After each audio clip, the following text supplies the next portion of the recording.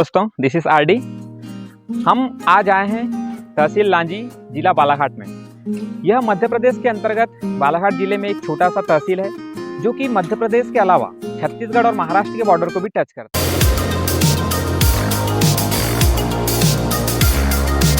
है। में आपको ले चलते हैं लांजी में स्थित पुराने किले में। इसे पुराने पुराने समय में लांजी गढ़ कहा जाता था। गढ़ अर्थात किला। देख सकते हैं वर्तमान में यह जो किला है यह इसका मुख्य प्रवेश द्वार है।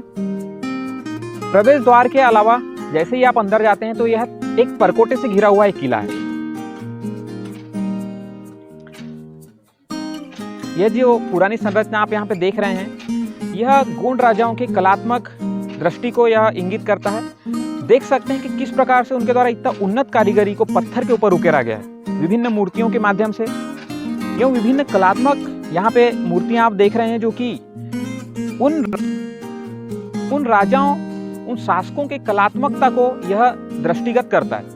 पुराने समय में भी कला के रूप में अगर देखा जाए तो यहाँ से हमें देखकर पता चलता है कि पुराने समय की जो कला थी कितनी उन्नत अवस्था में थी।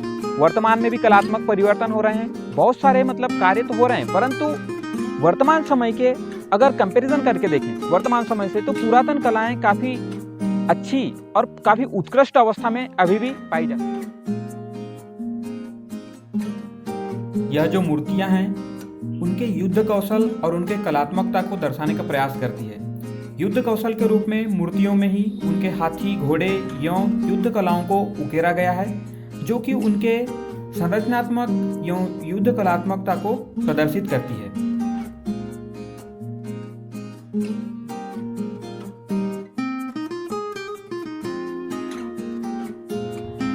किले के मुख्य द्वार पर निर्मित यह प्रतिकृति राजाओं एवं शासकों के ज्यामितीय ज्ञान को दर्शाने का प्रयास करती है कि किस प्रकार उन्होंने एक एक कोनों को मापकर सटीकता से इसको चित्रित करने का प्रयास किया।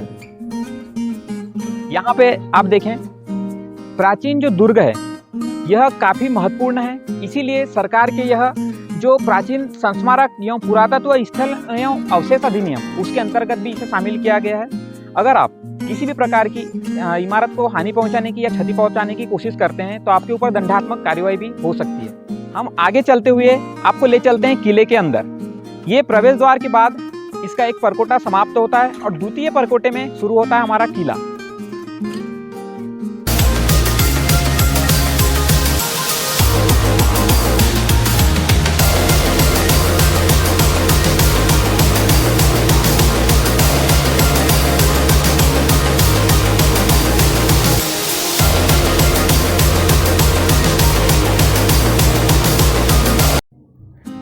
किले परिसर में जैसे ही हम प्रवेश करते हैं यहाँ पर हमारी नज़रें यहाँ पर स्थित विभिन्न प्रजातियों के पेड़ों पे पड़ती है जिन पे पक्षियों का बसेरा एवं विभिन्न प्रकार के जीव जंतुओं का निवास स्थल है। यह जो पीपल का वृक्ष आप देख रहे हैं इस पे मधुमक्खियों के द्वारा अपना डेरा डाला गया है। यहाँ पर मधु रस का भी उत्पादन होता है। इतने 200 से 300 वर्ष पुराना यह वृक्ष विभिन्न जंतुओं का एवं मधुमक्खियों का आश्रय स्थल एवं इस किले का शोभा है।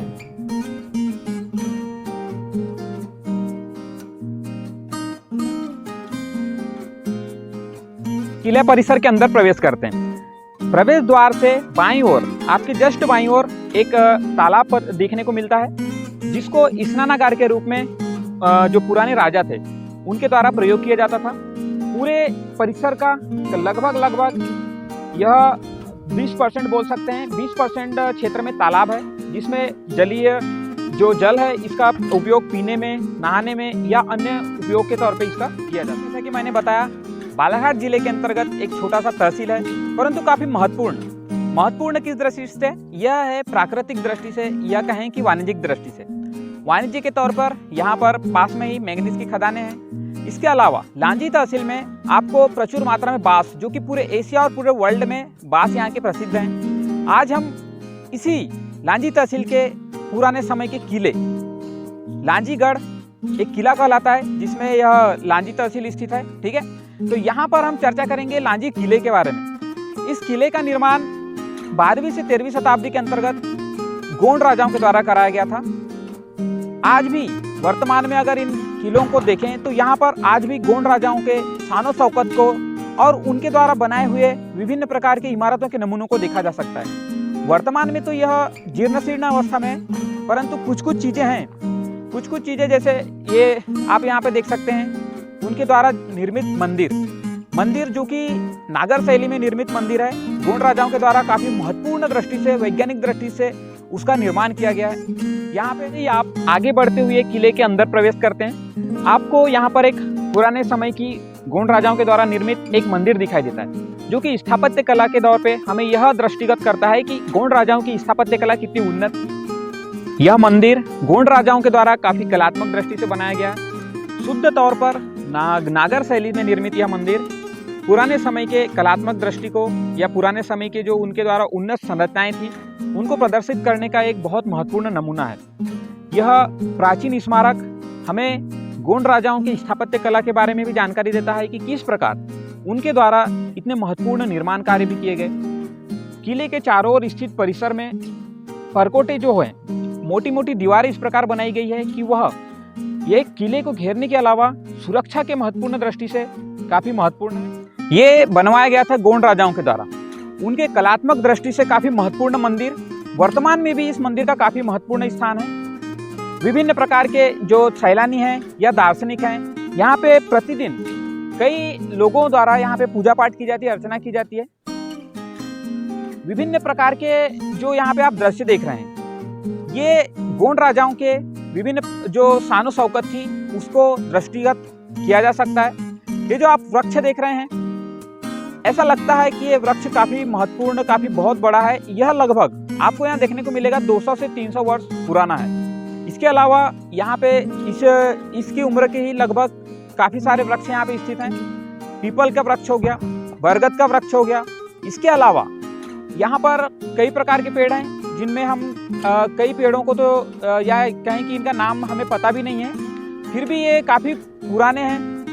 प्राकृतिक दृष्टि से देखें तो लांजी तहसील वैसे भी प्रकृति के कहना चाहिए प्रकृति में प्राकृतिक भंडार यहाँ पे है। बांस, पेड़ पौधे, जंगल, इसके अलावा विभिन्न प्रकार के जंगली जानवर यहाँ पे। अब हमारे मित्र जुड़े हैं मंगलेश जी ठाकरे, आगे की जानकारी यही साझा करेंगे, कृपया जुड़े रहिए। मेरे मित्र राहुल ने बताया कि यह किला गोंड राजाओं द्वारा निर्मित है। दोस्तों अब मैं इसके सुरक्षा के बारे में बताऊंगा। दोस्तों आप जैसे देख सकते हैं कि यहाँ पर किले के मंदिर के आसपास काफ़ी ऊंची दीवारें बनाई गई है, काफ़ी चौड़ाई में है। इसकी चौड़ाई लगभग 8 से 10 फीट की चौड़ाई है, जिसमें सुरक्षा के लिए या दूर से दुश्मनों को देखने के लिए काफ़ी खंडहर बनाए गए हैं, जहाँ पे सैनिक आराम से छुपकर आने वाले सैनिकों को देख सकते थे। हो चुका है, लेकिन देख सकते हैं आप इस दीवार की मजबूती देख सकते हैं, जो आज के टाइम पे इस टाइप से कलाकृति नहीं देखने को मिलती है।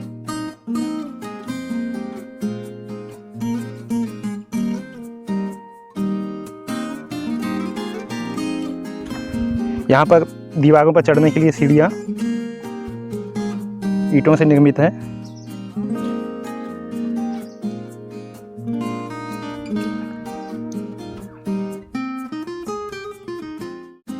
दोस्तों जैसे आप देख सकते हैं कि ये जो दीवारों के बीच में भाले और तोपों के लिए जो जगह बनाई गई थी, आज भी वैसे के वैसे निर्मित है। जैसे पुराने सैनिक जो हुआ करते थे तो भाले और तोप से लड़ा करते थे। तो सर देख सकते हैं आप ये किस प्रकार से डिज़ाइन किया गया था। इस टाइप की डिज़ाइन आज के ज़माने में देखने को नहीं मिलती है। दोस्तों जैसे अपन सुरक्षा की बात करते हैं, गोंड राजाओं ने अपनी सुरक्षा के लिए अपने किले के बाहर तालाब का निर्माण करवाया था, जिसमें मगरमच्छ डाले गए थे, जो बाहरी दुश्मन जो आते थे उनसे किले की सुरक्षा करते थे। दोस्तों अभी इस तालाब की बात करें तो आर्थिक स्थिति से काफ़ी महत्वपूर्ण है, क्योंकि इसमें अभी सिंगाड़े लगाए गए हैं, जो कि अभी सिंगाड़े लगाए गए हैं जो खाद्य सामग्री के रूप में काफ़ी महत्वपूर्ण है। आप यदि बालाघाट ज़िले में पहली बार आए हैं तो आपको यहाँ पर दिवाली के बाद में जो मेले मड़ाई लगते हैं उसमें सिंगाड़े खाने को मिल जाएंगे। दोस्तों यहाँ पर सिंगाड़ा जो है इस तालाब का बहुत फेमस है। यह तालाब काफ़ी लंबाई और चौड़ाई में बनाया गया है, काफ़ी गहरा तालाब है यह। अभी इसमें वर्तमान में सिंगाड़े के बेले लगे हुए हैं। के आसपास आप प्राकृतिक दृश्य को देख सकते हैं।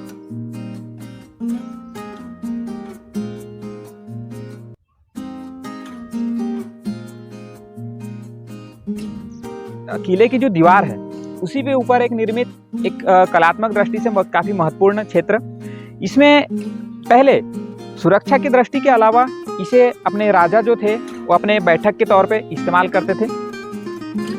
यहाँ पे आप देख सकते हैं किस प्रकार से राजा की बैठकी और इसके अलावा सुरक्षा की दृष्टि से जो तोप वगैरह रखने या विभिन्न प्रकार के जो अलग अलग उपयोग के लिए ये स्थल को निर्मित किया गया है। इसकी संरचना इस प्रकार बनाई गई है कि यह दूर से में स्थित अगर किसी दुश्मन द्वारा आक्रमण करना हो तो उसे भी दूर की दृष्टि से यहाँ से देख सकते हैं। यहाँ पे आप देख सकते हैं दीवार की लगभग ऊंचाई यहाँ पर अगर देखें तो लगभग आपको 50 फीट देखने को मिलेगी, जो कि सुरक्षा के एक महत्वपूर्ण और पुख्ता इंतजाम को यहाँ पे दृष्टिगत करते हैं। इसके अलावा यह जो सुरक्षा है यह आसपास चूंकि यहाँ पर तालाब भी खुदे हुए हैं तो उसमें स्थित मगरमच्छ या वहाँ पे जो जल या बाढ़ की स्थिति से भी बचने के लिए इस दीवारों का निर्माण किया गया था। अर्थात पुराने समय में भी दोहरे प्रकार की दीवार या दोहरे उद्देश्य के लिए इस प्रकार दीवारों का निर्माण किया गया है कि जल के अलावा दुश्मन से बचने के लिए भी इसका उपयोग होता है। जैसे कि आप यहाँ देख सकते हैं मेरे पीछे किले के परिसर में ही स्थित पेड़ है, काफ़ी पुराना, लगभग 200 से 300 वर्ष पुराना यह बरगद का पेड़ उस समय की हमें याद दिलाती है कि किस प्रकार कलात्मक दृष्टि के साथ साथ प्रकृति को भी इन्होंने प्रकृति के साथ सामंजस्य बिठाने का प्रयास किया। यह जो बरगद का पेड़ है, आपको बरगद के पेड़ वैसे भी काफ़ी सालों तक जिंदा रहते हैं, ठीक, तो यहाँ पर बरगद के अलावा पीपल और आम के पेड़ भी आपको इस परिसर में देखने को मिल जाएंगे। इसके अलावा नारियल के पेड़ यहाँ पे काफ़ी मात्रा में है। वैसे यह क्षेत्र नारियलों के लिए प्रसिद्ध तो नहीं है, परंतु फिर भी यहाँ पे विभिन्न प्रकार के वृक्ष यहाँ पे पाए जाते हैं।